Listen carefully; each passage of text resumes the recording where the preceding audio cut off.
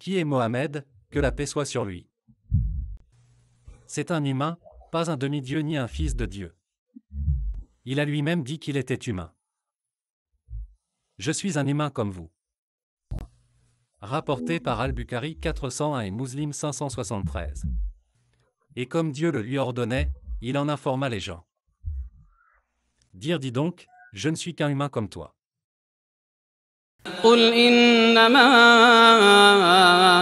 أنا بشر مثلكم يوحى إلي أنما إلهكم إله واحد فمن كان يرجو لقاء ربه فليعمل عملا صالحا ولا يشرك بعبادة ربه أحدا.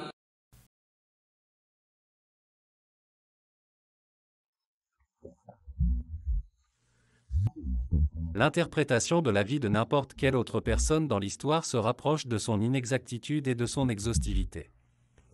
Si quelqu'un veut s'en prendre à 1,7 milliard d'êtres humains, il l'attaque d'abord. Et si un musulman veut appeler les gens à l'islam, il commence par raconter l'histoire de sa vie. C'est un homme qui est né au VIe siècle après J.C. Mais son influence existe encore aujourd'hui aux quatre coins du monde.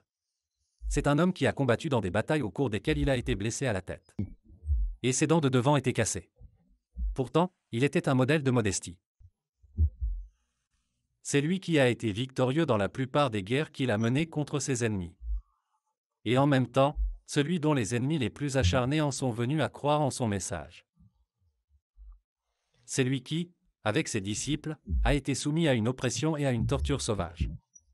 Et quand il fut victorieux et qu'il obtint un pouvoir absolu sur ses ennemis, il pardonna à la plupart d'entre eux. Il a été élevé dans une société ignorante où l'on adorait les pierres et les arbres, qui s'adonnait à tous les vices. Mais il n'a jamais goûté à l'alcool, joué ou forniqué. Lorsque les mots « honnête » et « digne de confiance » se référaient à une personne en particulier, ceux qui les entendaient savaient qu'ils se référaient à Mohammed, paix et bénédiction d'Allah soit sur lui. Il était l'homme qui croyait en Jésus, que la paix soit sur lui, et dont les disciples croyaient en Jésus. Et c'est lui dont Jésus avait prédit la venue.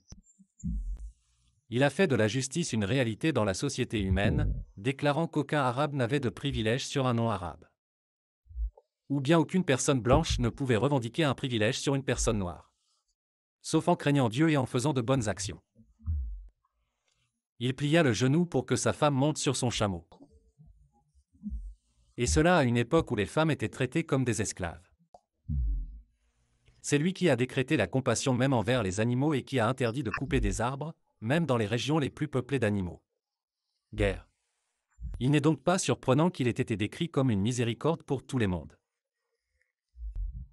Il est le sceau des prophètes et des messagers.